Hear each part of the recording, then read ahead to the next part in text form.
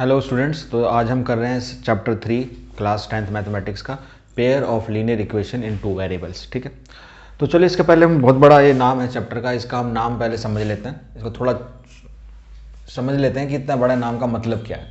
देखिए यहाँ पर लिखा हुआ पेयर, पेयर तो हम जानते ही हैं, इट इज़ अ पेयर किस चीज़ का, यहाँ पर इक्वेशंस का पेयर है। तो इसका मतलब है सिंपली टू इक्वेशंस।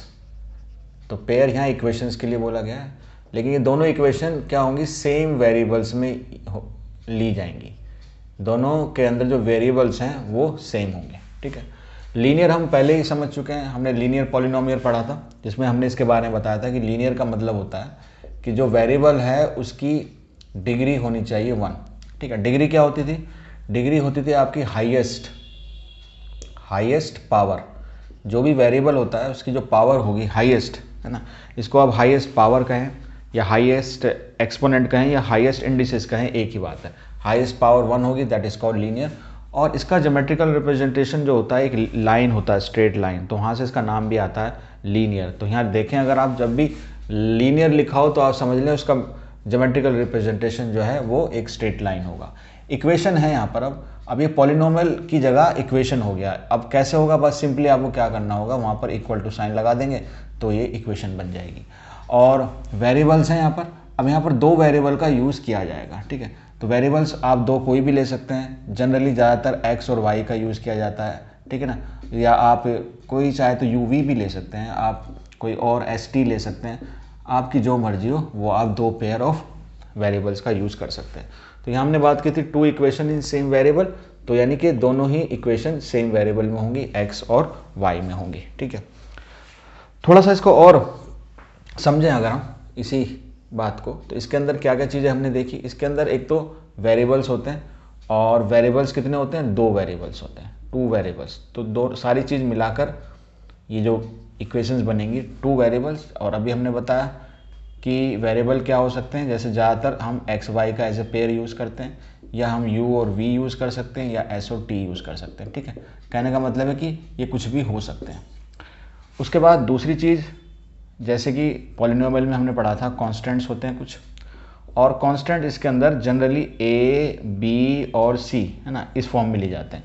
और भी आप कुछ भी ले सकते हैं ना, खाली नहीं है कि ए बी सी लें, आप डी भी ले सकते हैं, ई भी ले सकते हैं, whatever you want to take, है ना, आप इसको रिप्रेजेंट कर सकते हैं। ज़्यादातर ए बी और सी का यूज़ किया जाता है।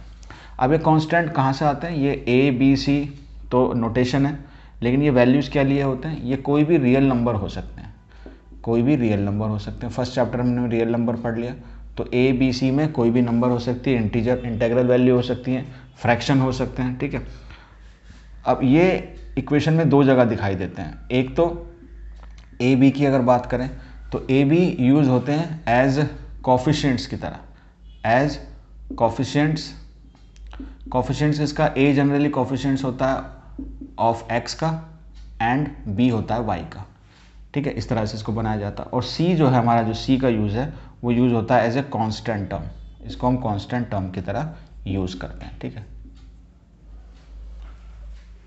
तो ओवरऑल इतना कुछ बता दिया। तो मैं अगर आप इसको एक लीनियर इक्वेशन लिख के समझाऊंगा तो और बेटर आपको सारी चीज़ समझ में आ जाएगी।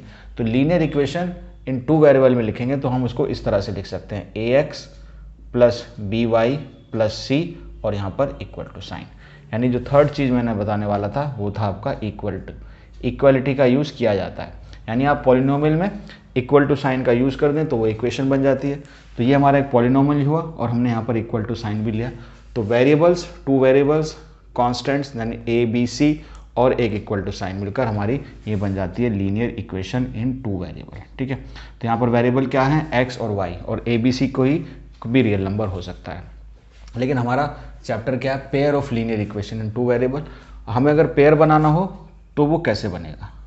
तो pair of linear equation in two variable, equation in two variable. तो अब आपको अच्छी तरह समझ में आ जाएगा कि एल्जेब्रिकली ये मैथमेटिकली किस तरह से हम इसको लिखते हैं। तो हमें पता है हम कैसे, किस तरह लिखा हमने, A X plus B Y plus C is equal to 0 लिखा।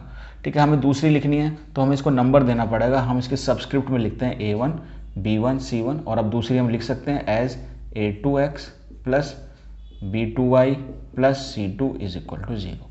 तो ये हो गया हमारा pair of linear equation in two variable.